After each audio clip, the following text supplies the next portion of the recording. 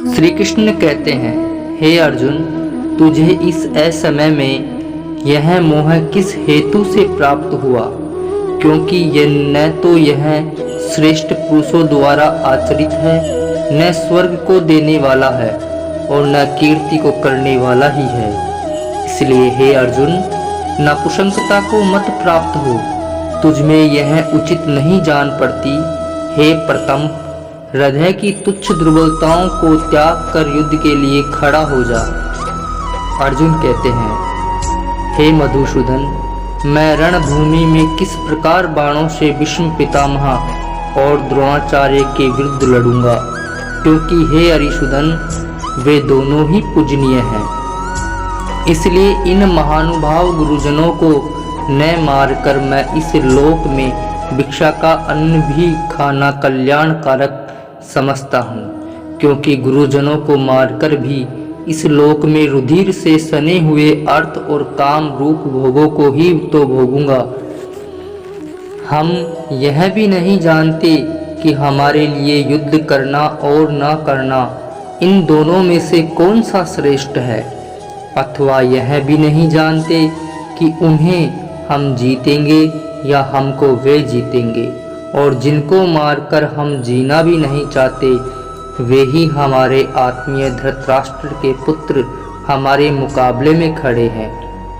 इसलिए कायरता रूप दोष से उपहत हुए स्वभाव वाला तथा धर्म के विषय में मोहचित हुआ मैं आपसे पूछता हूँ कि जो साधन निश्चित कल्याणकारक हो वह मेरे लिए कहिए, क्योंकि मैं आपका शिष्य हूँ। इसलिए आपके शरण हुए मुझको शिक्षा दीजिए, क्योंकि भूमि में निष्कंटक धन धान्य संपन्न राज्य को और देवताओं के स्वामी पने को प्राप्त होकर भी मैं उस उपाय को नहीं देखता हूँ जो मेरी इंद्रियों के सुखाने वाले शोक को दूर कर सके।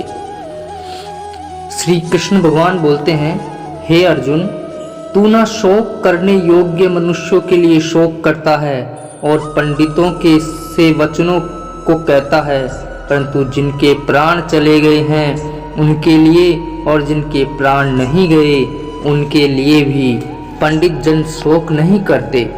न तो ऐसा ही है कि मैं किसी काल में नहीं था, तू नहीं था, अथवा ये राजलोग नहीं थे, और न ऐसा ही है कि इससे आगे हम सब नहीं रहेंगे। जैसे जीवात्मा की इस देह में बालकपन, जवानी और वृद्धावस्था होती है, वैसे ही अन्य शरीर की प्राप्ति होती है। उस विषय में धीर पुरुष मोहित नहीं होता।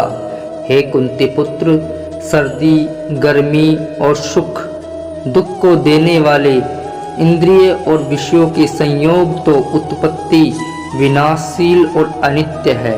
इसलिए हे भारत, उनको तू सहन कर, क्योंकि हे पुरुष श्रेष्ठ, दुख सुख को समान समझने वाले जिस धीर पुरुष को ये इंद्रिय और विषयों के संयोग व्याकुल नहीं करते, वह मोक्ष के योग्य होता है। असत्य वस्तु की तो सत्ता नहीं है और सत्य का अभाव नहीं है। इस प्रकार इन दोनों का ही तत्वज्ञानी पुरुषों द्वारा देखा गया है।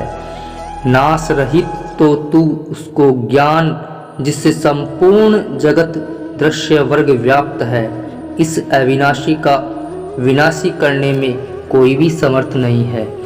इस नाश रहित अप्रमेय नित्य स्वरूप जीवात्मा के ये सब शरीर नाशवान कहे गए हैं। इसलिए हे भरतवंशी अर्जुन, तू युद्ध कर। जो इस आत्मा को मारने वाला समझता है तथा जो यह आत्मा वास्तव में न तो किसी को मारता है और न किसी के द्वारा मारा जाता है, यह आत्मा किसी काल में भी न तो जन्मता है और न मरता है तथा न यह उत्पन्न होकर फिर होने वाला ही है, क्योंकि यह अजन्मा, नित्य, सनातन और पुरातन है। शरीर के मारे जाने पर भी यह नहीं मारा जाता। हे पृथापुत्र अर्जुन, जो पुरुष इस आत्मा को नाश रहित, नित्य, अजन्मा और अव्यव जानता है, वह पुरुष कैसे किसको मरवाता और कैसे किसको मारता है। जैसे मनुष्य पुराने वस्त्रों को त्याग कर दूसरे नए वस्त्रों को ग्रहण करता है, वैसे ही जीवात्मा पुराने शरीर को त्याग कर दूसरे नए शरीर को प्राप्त होता है। इस आत्मा को शस्त्र नहीं काट सकते, इसको आग नहीं जला सकती, इसको जल नहीं गला सकता और वायु नहीं सुखा सकता, क्योंकि यह आत्मा अच्छेद है, यह आत्मा अदाह्य है, अक्लेद्य है और निसंदेह अशोष्य है, तथा यह आत्मा नित्य सर्वव्यापी अचल स्थिर रहने वाला और सनातन है। यह आत्मा अव्यक्त है, यह आत्मा अचैतन्य है और यह आत्मा विकार रहित कहा जाता है। इससे हे अर्जुन, इस आत्मा को उपयुक्त प्रकार से जानकर तू शोक करने को योग्य नहीं है, अर्थात तुझे शोक करना उचित नहीं है। किंतु यदि तू इस आत्मा को सदा जन्मने वाला तथा सदा मरने वाला मानता हो तो भी हे महाबाहो, तू इस प्रकार शोक करने को योग्य नहीं है, क्योंकि इस मान्यता के अनुसार जन्मे हुए की मृत्यु निश्चित है और मरे हुए का जन्म निश्चित है। इससे भी इस बिना उपाय वाले विषय में तू शोक करने को योग्य नहीं है। हे अर्जुन, संपूर्ण प्राणी जन्म से पहले अप्रकट थे और मरने के बाद भी अप्रकट हो जाने वाले हैं, केवल बीच में ही प्रकट है। फिर ऐसी स्थिति में क्या शोक करना? कोई एक महापुरुष ही इस आत्मा को आश्चर्य की भांति देखता है और वैसे ही दूसरा कोई महापुरुष ही इसके तत्व का आश्चर्य की भांति वर्णन करता है, तथा दूसरा कोई अधिकारी पुरुष ही इसके आश्चर्य की भांति सुनता है और कोई कोई तो सुनकर भी इसको नहीं जानता। हे अर्जुन, यह आत्मा सबके शरीर में सदा ही अवध्य है।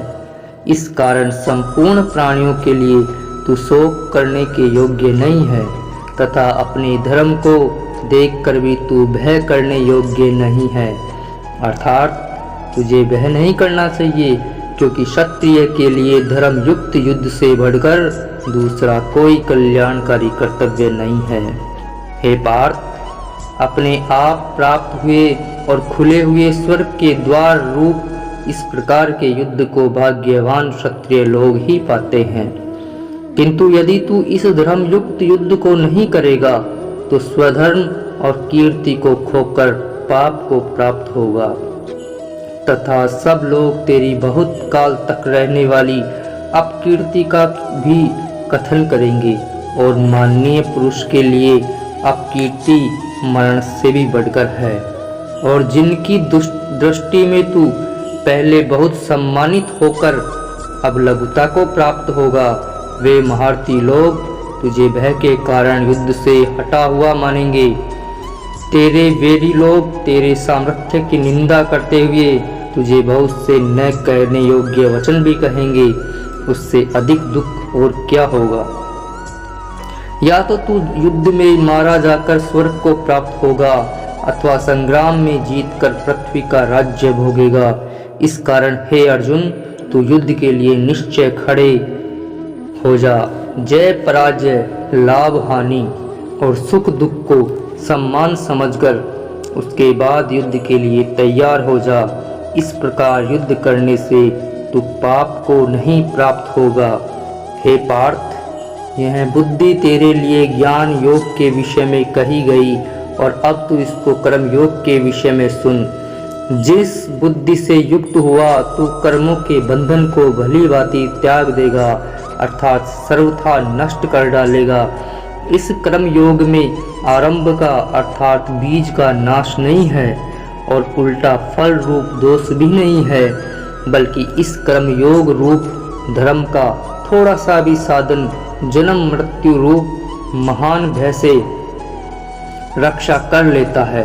हे अर्जुन, इस कर्म योग में निश्चयात्मिका बुद्धि एक ही होती है, किंतु अस्थिर विचार वाले विवेकहीन सकाम मनुष्यों की बुद्धियां निश्चय ही बहुत भेदों वाली और अनंत होती है। हे अर्जुन, जो भोगों में तन्मय हो रहे हैं, जो कर्म फल के प्रशंसक वेद वाक्यों में ही प्रीति रखते हैं, जिनकी बुद्धि में स्वर्ग ही परम प्राप्य वस्तु है और जो स्वर्ग से बढ़कर दूसरी कोई वस्तु ही नहीं है, ऐसा कहने वाले स्वर्ग से बढ़कर दूसरी वस्तु नहीं होती। अविवेकी जन इस प्रकार की जिस पुष्पित अर्थात दिखाऊ शोभायुक्त वाणी को कहा करते हैं, जो कि जन्म रूप कर्म फल देने वाली एवं भोग तथा ऐश्वर्य की प्राप्ति के लिए नाना प्रकार की बहुत सी क्रियाओं को वर्णन करते हैं, उस वाणी द्वारा जिनका चित्त हर लिया गया है, जो भोग और ऐश्वर्य में अत्यंत आसक्त हैं, उन पुरुषों की परमात्मा में निश्चयात्मिका बुद्धि नहीं होती। हे अर्जुन, वेद उपयुक्त प्रकार से तीनों गुणों के कार्य रूप समस्त भोगों एवं उनके साधनों को प्रतिपादन करने वाले हैं। इसलिए तू उन भोगों एवं उनके साधनों में आसक्तिहीन हर्ष शोकादि द्वंद्वों से रहित नित्य वस्तु परमात्मा में स्थित योग क्षेम को न चाहने वाला और स्वाधीन अंतःकरण वाला हो। सब ओर से परिपूर्ण जलाशय के प्राप्त हो जाने पर छोटे जलाशय में मनुष्य का जितना प्रयोजन रहता है, ब्रह्मा को तत्व से जानने वाले ब्राह्मण का समस्त वेदों में उतना ही प्रयोजन रहता है। तेरा कर्म करने में ही अधिकार है, उसके फलों में कभी नहीं। इसलिए तू कर्मों के फल का हेतु मत हो तथा तेरी कर्म न करने की भी आसक्ति न हो।